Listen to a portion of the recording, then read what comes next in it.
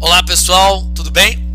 Estou eu aqui de novo para falar com vocês sobre história da arte. Vamos falar especificamente hoje sobre a arte dos povos da Mesopotâmia e a arte persa. Quando eu falo dos povos da Mesopotâmia, eu preciso lembrar do quê? Olha, primeiro dos sumérios, certo? Depois eu preciso lembrar dos assírios e também depois dos babilônios, os chamados caldeus, que na verdade são neobabilônios, né? Então, vamos ver aí o contexto que se desenvolve primeiro a civilização suméria, que é a primeira a se desenvolver naquela região, e aí depois vamos ver especificamente a arte de cada período, né, marcado pelo domínio de um desses povos, tá bom? Então vamos lá falar sobre esse contexto que envolve aí a civilização suméria. Quando eu falo dos sumérios, falo de uma civilização com base econômica agrícola, onde há o modo de produção asiático, o regime de servidão coletiva, tá? Mas nós vamos ter uma coisa curiosa aqui, que é o quê? A organização em cidades-estado. As principais cidades-estado, situadas aqui às margens dos rios Tigre e Eufrates, mais na parte sul da Mesopotâmia, já perto aqui da foz dos rios, né, no Golfo Pérsico. Temos as cidades de Ur, Uruk, Eridu, Nippur, Lagash, Kish, as principais cidades, né, estado da Suméria. Essas cidades-estado eram governadas por um patriarca, a figura do Pátese, e ele era então um líder político e religioso, sendo, portanto, também o líder de um estado teocrático. A prova de que havia ali um estado teocrático eram os zigurates, os principais exemplares da arquitetura e também da arte suméria. Os zigurates eram construções no formato de pirâmide em degraus, pirâmide escalonada, feitas com tijolos de argila e que tinham quais funções? Funções políticas e religiosas. Funções políticas era o palácio do governo, mas era também arsenal das armas do exército e armazém para guardar os grãos do exército, né?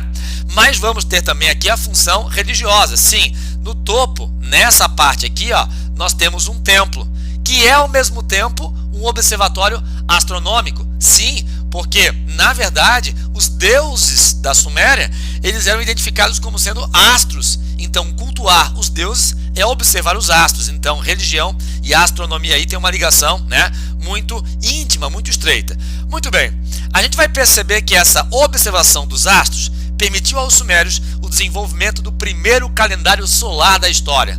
Eles vão chegar à concepção de que o ciclo do tempo tem a ver com a posição do Sol, né? Com a mudança da posição do Sol ao longo do tempo, né? E aí vão chegar a um calendário de 360 dias. Bom, como o calendário serve para representar o tempo cíclico, eles vão representar um calendário através de um círculo, certo? E esse círculo vai então ter 360 dias, e é por isso que até hoje a circunferência tem 360 graus. Vamos ver também que esses ciclos são divididos em 12 partes, daí termos 12 meses de 30 dias em média, né? Outro legado sumério. Mas quando eu falo desses zigurates, eu preciso lembrar do que? Além da forma de uma pirâmide escalonada em degraus, de ser feita com tijolos de argila e geralmente as suas paredes inclinadas, eu vou ter também uma decoração com um certo requinte, marcada por mosaicos em formato geométrico, com peças de cerâmica cônicas, tendo ali, né, predominantemente as cores branca, preto e também o vermelho, tá? Muito bem. Nós vamos ter também aqui a invenção da escrita. A primeira escrita desenvolvida na história é a escrita dos sumérios, a escrita cuneiforme. Tinham, na verdade, centenas de símbolos, onde cada símbolo representava uma coisa ou ideia. E é o que a gente pode chamar de escrita pictográfica, né? Muito bem. Essa escrita era feita em placas de argila a partir de marcações em relevo. Essas marcações eram feitas com gravetos. E esses gravetos, então, a ponta do graveto dava esse formato triangular, esse formato um pouco cônico aqui, né? Cuneiforme quer dizer forma de cunha, forma de marcação em relevo, cunhar, marcar, certo? Muito bem. Temos ainda aqui a criação de um sistema numérico que a gente vai chamar de duodecimal ou sexagesimal. Duodecimal por quê? Olha só, os romanos contavam geralmente de 10 em 10, né? Contando os dedos. Os sumérios vão ter um sistema de contagem um pouco diferente. Eles vão usar o dedo polegar para contar, na verdade, as falanges dos dedos, certo? E aí vão contar 3 falanges em cada um dos 4 dedos, chegando à contagem de 12, né? Uma contagem duodecimal, de 12 em 12. O que ajuda inclusive a entender o fato de dividirem o calendário 360 dias em 12 partes. Daí a ideia de um mês ter 30 dias em média, né? Muito bem. Outra forma de contagem também vai ser de 60 em 60. Pela seguinte lógica, ó. Eu conto uma vez aqui, ó. Eu uso esse dedo para contar as falanges. E conto até 12. Mas eu posso contar uma vez, 2, 3, 4, 5 vezes. 5 vezes 12, 60. Então vou ter um sistema de contagem também sexagesimal. Além de ter um outro sistema de contagem menos utilizado, que é o sistema, né, de contagem de 5 em 5, o sistema, né, quinquenal. Muito bem. Sobre os sumérios, nós temos ainda um outro detalhe.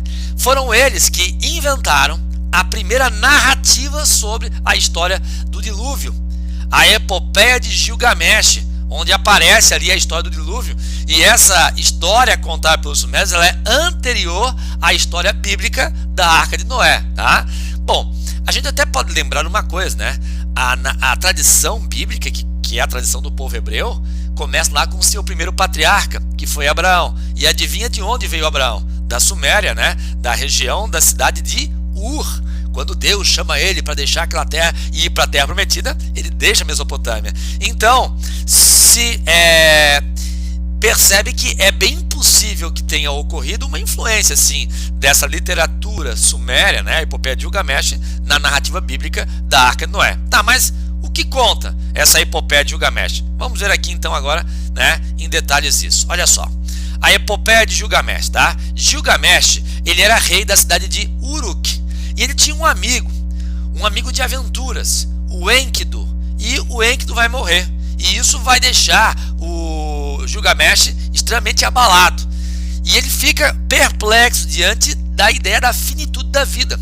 É bem possível que ele já tivesse sofrido com a morte de outras pessoas, mas não de alguém tão próximo assim, possivelmente, né? E isso faz ele pensar sobre essa tragédia que é a finitude da vida. Muito bem, aí ele vai sair em busca de um personagem chamado Utnapishtim. Utnapishtim, nome fácil de falar, né? Então, ele teria sido o único sobrevivente do dilúvio. Aí é que entra a história do dilúvio, né? Muito bem. E aí, o Gilgamesh vai em busca do Utnapishtim porque ele acha que ele tem algum segredo, né? Para ter vida eterna. Porque ele achava que o Utnapishtim teria vida eterna. Todos morreram no dilúvio, menos ele. Então esse cara deve ter algum segredo. E foi em busca dele. Quando ele foi em busca, né, do Utnapishtim, ele acabou encontrando a deusa do vinho, a Siduri, que vai dizer para ele, segundo a epopeia de Gilgamesh, a seguinte, né, fala: Gilgamesh, onde vais com tanta pressa? Jamais encontrarás a vida que procuras, essa vida eterna. Enche tua barriga de iguarias, dia e noite, noite e dia, dança e ser feliz. Aproveita e deleita-te. Ou seja, ela está querendo dizer o seguinte, ó: jamais encontrará a vida eterna. A vida tem fim, então o que é possível fazer é aproveitar, certo? A vida na sua finitude. Já que ela vai acabar, é preciso aproveitá-la, desfrutá-la ao máximo, enquanto se tem vida, né? Mas ele ainda está muito abalado com a perda do Enkidu, né, o seu amigo, e ele ainda está movido por essa ideia de encontrar a vida eterna e ir atrás, né, daquele famoso personagem. E ele vai encontrar então o Utnapishtim, que vai revelar a ele uma planta aquática, a planta da juventude. E quando entrega essa planta a Gilgamesh, com a planta em suas mãos, vem uma serpente e devora essa planta. Gilgamesh então volta para o reino de Uruk, desgostoso da vida, mas ao mesmo tempo constatando que a vida é finita e que é preciso conviver com essa ideia, com essa condição, né, tão própria de ser humano, certo? A gente pode dizer que tem aqui um ar de aventura, é uma epopeia, mas ela tem um fim trágico. O fim trágico é o quê? A tomada de consciência de que a condição humana tem sim seus limites, certo? Muito bem. Vamos falar então agora da arte assíria. O povo assírio foi um povo extremamente violento que dominou a Mesopotâmia, né? Vem da parte norte da Mesopotâmia, domina a parte sul e funda um grande império, certo? Um império que se expandiu para outras regiões, inclusive.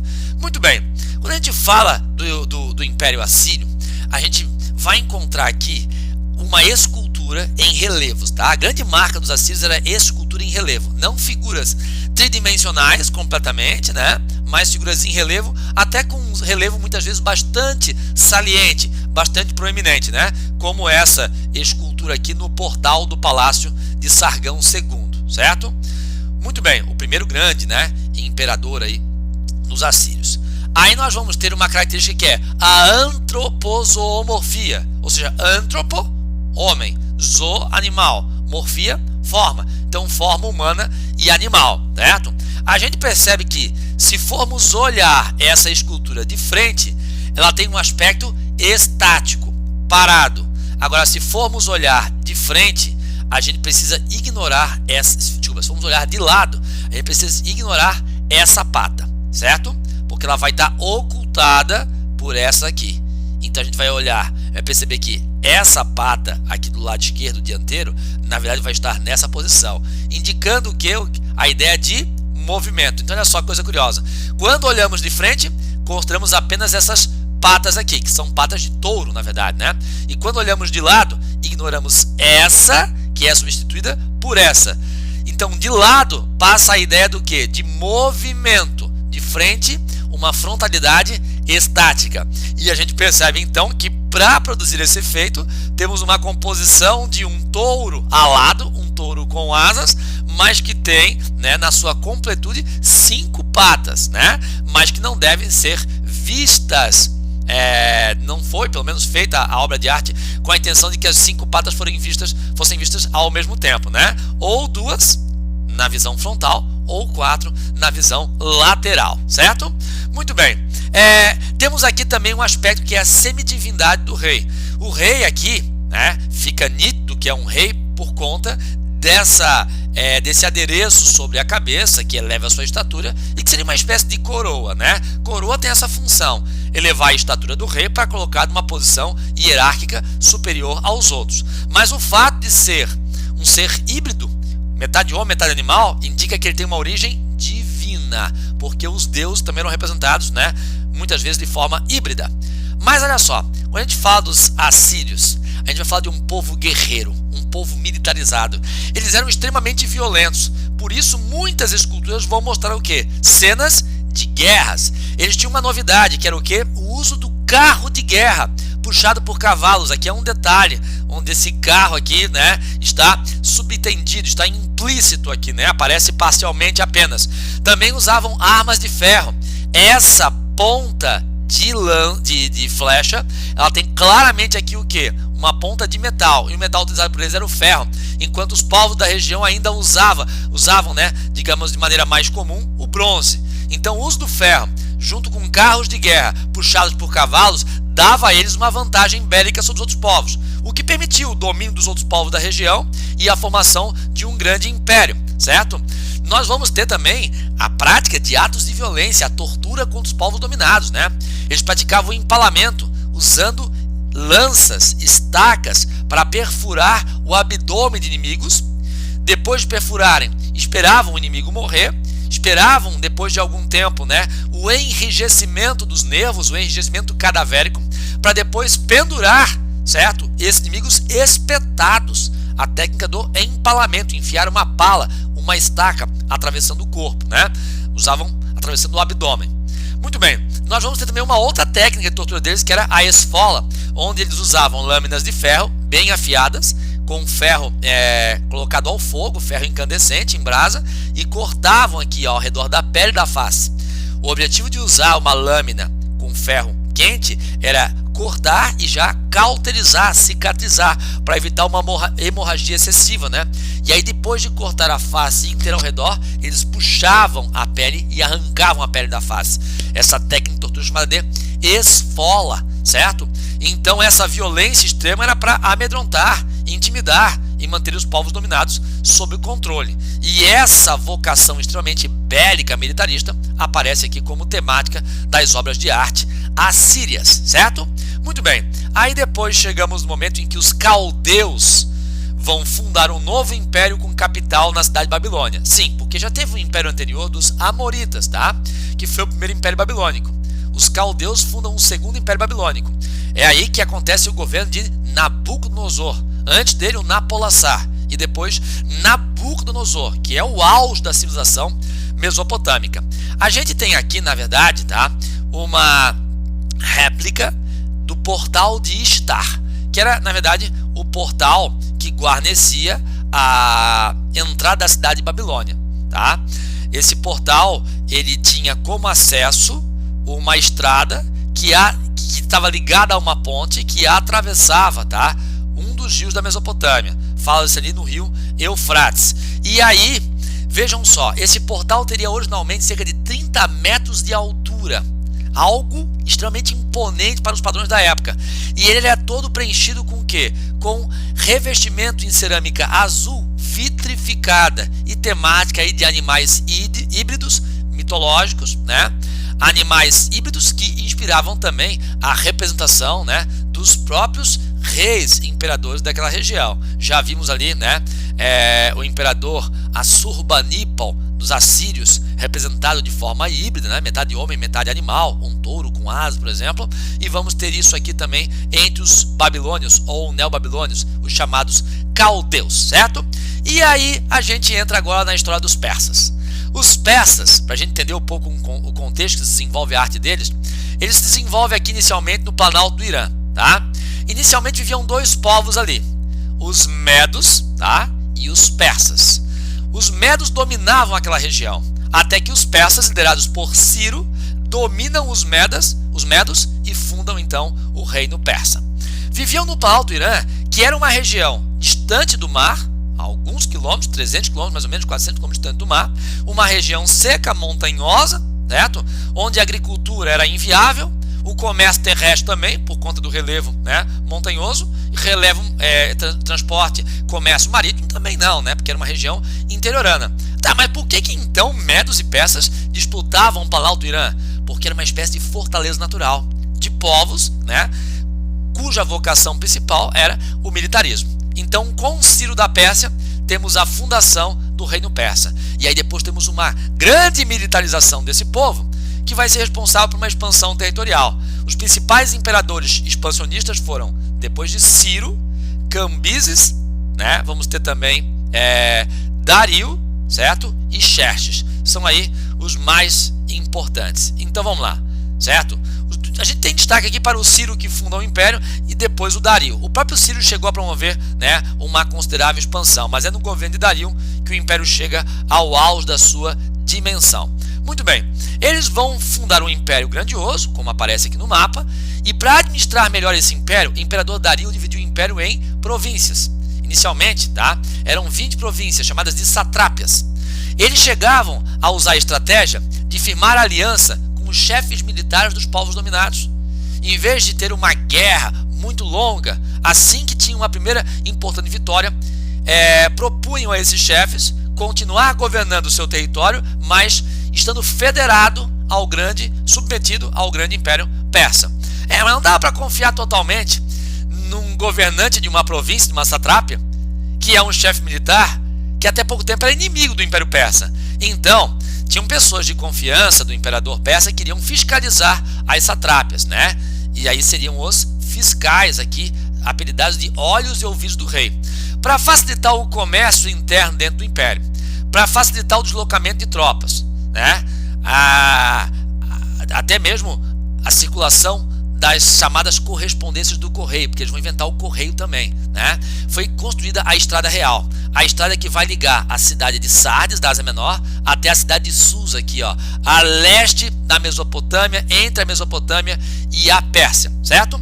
O Dario também vai criar uma moeda oficial, o dárico. Vamos ter aqui uma estratégia de assimilação cultural dos povos dominados. Eles tinham uma aliança política com os chefes dos povos dominados, e isso facilitou assimilar elementos da cultura desses povos. Quais povos? Olha só, povos de uma cultura riquíssima, né? Eu estou falando de egípcios, eu estou falando de povos mesopotâmicos, eu estou falando aqui, ó, dos hebreus, também dos fenícios, entre outros vários povos, certo? Então, os persas vão ter essa política de aliança com os chefes dos povos dominados, que permite também uma assimilação da cultura desses povos. Essa assimilação cultural vai ter forte influência sobre a arte persa, que vai ser uma arte aí híbrida, né? Ou seja, marcada pela mistura de vários elementos culturais. E a religião dos persas também tem uma coisa bastante peculiar. É a primeira religião dualista da história. Vamos ter dois deuses, um do bem, o deus Ahura Mazda ou Hormuz Mazda, e o deus do mal, o Ahriman. Eles eram deuses primordiais, os deuses únicos que existiam no início, né? E eles eram irmãos gêmeos. O Ahura Mazda é o criador do universo e o Ahriman se revolta contra a criação. Um passa a ser o representante do bem, da luz, do dia e da ordem. O outro da noite, do caos, do mal, da desordem, da revolta. E esse conflito equilibrado entre eles permite que os persas pudessem escolher a qual divindade seguir. Havia o livre-arbítrio. Quem vai, digamos, teorizar, escrever sobre essa religião é o grande profeta Zoroastro, também chamado de Zaratustra, daí o nome zoroastrismo. Ele vai escrever o livro sagrado chamado Zen de Avesta, onde ele vai defender a crença em Ahura Mazda, dizendo que aqueles que seguissem Ahura Mazda alcançariam a vida eterna, porque haveria um conflito final onde Ahura Mazda venceria o Ahriman, certo? Mas para a gente entender melhor essa história, a gente canta uma paródiazinha sobre esse povo, tá bom? E agora eu quero ver vocês então cantando comigo. Olha só, vamos lá então. Ciro venceu os medos e surgiu o Império Persa. Depois Dário dividiu em satrapias, nomeou fiscais, instituiu o Correio Real, fez o Dárico e abriu a Estrada Real. Teve um cara, um profeta esquisito, falou de um conflito entre o bem e o mal. Foi Zaratustra,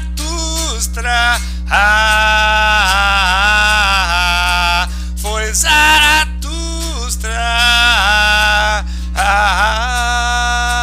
foi Zaratustra,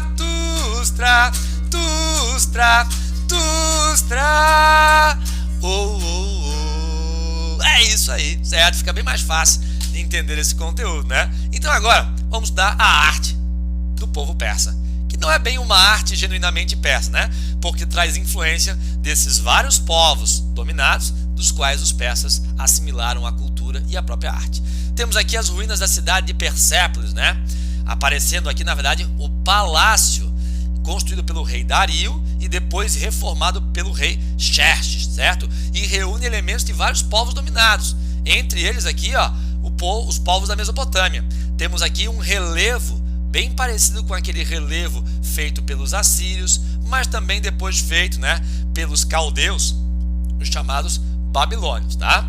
Vamos ter ainda aqui a presença de colunas bem semelhantes às colunas egípcias, que imitavam aqui o que? No seu capitel, o formato de flores, certo? Mas vamos ter na escultura a influência claramente grega, essa postura equilibrada, imponente, solene desse cavalo é algo que lembra bastante as esculturas feitas na Grécia Antiga. Ah, mas os persas não dominaram os gregos, inclusive foram derrotados pelos gregos nas guerras médicas. Sim, foi justamente esse contexto de guerra que permitiu aí uma aproximação cultural, porque povos em guerra para se matarem precisam muitas vezes o quê? Precisam, claro, sempre, né, se aproximar nesse contexto, né? E essa aproximação, obviamente, que gera trocas culturais. Mas essa guerra termina com um acordo de paz, né? E esse acordo de paz vai permitir que essa aproximação, um pouco hostil em tempos de guerra, depois aconteça até de maneira, né, pacífica e de maneira mais profunda, certo? Aqui também temos algo que lembra, sim, o mesmo formato, a mesma postura, né, dessa escultura, e que tem aqui um elemento, né, de influência grega. Muito bem, sobre os persas a gente termina falando sobre o quê? Sobre os famosos tapetes persas. Olha só, agora, os tapetes persas, eles não surgiram na Pérsia. E não são somente da Pérsia. Quando alguém fala para vocês, tal loja tem tapete persa, calma, esse tapete pode ser russo, ele pode ser chinês, ele pode ser japonês, tá? Porque tudo quanto é tapete feito na Ásia, na Arábia Saudita, pode ser no Oriente Médio, pode ser na região do Extremo Oriente, vai ser chamado de persa. Mas na verdade a origem está no povo turcomano, lá na região do Turcomenistão. Eles eram pastores nômades, criavam ovelhas, extraíam a lã da ovelha, desenvolveram técnicas de tingimento dessa lã e com isso conseguiram também desenvolver o tear, mas um tear riquíssimo por conta dessa lã, né, de cores variadas. Acontece que eles faziam esses tapetes e usavam, por exemplo, como uma espécie de esteira para poder dormir no chão, para poder sentar. Justamente por serem povos nômades, né, que acampavam de tempos em tempos em vários lugares. Aí depois, quando os árabes começam a grande expansão islâmica, nós vamos ter aqui o domínio árabe sobre a região da Pérsia e a gente vai ter também a assimilação desse tear voltado para a produção de tapetes pelos árabes. E os árabes vão dar um novo significado a isso, usando o tapete em grandes palácios, em grandes casas de comerciantes ricos, mas como algo que serve para ornamentar um espaço interno sedentário, fixo, mas também para colocar no chão, para fazer o chamado salat, que é aquelas 5 orações que cada muçulmano deve fazer, né, a cada dia, certo? Então colocam esse tapete ao chão, se ajoelham ali, colocam a cabeça encostada no joelho e a cabeça também direcionada para Meca. A gente percebe aqui, né, um tapete que tem como tema a mesquita de Meca, que no seu pátio interno, chamado o Harã Sagrado, tem aqui a Kaaba, certo? Que é o grande templo sagrado dos muçulmanos. Então percebam que foi a partir do domínio persa, certo, que essa técnica foi aprimorada. Mas como os persas dominaram vários povos, essa técnica se disseminou para vários povos do Oriente. E aí chegou à região da Arábia. Mas quando aconteceu o início do islamismo, passa a ter uma nova, né, significação para essa técnica da tapeçaria, certo? Então, sobre a arte mesopotâmica, a arte persa é o que temos mais importante. Fiquem aqui agora então com essas atividades da apostila de vocês, certo? E é isso. Um beijo grande, até a próxima, tá? Tchau, tchau.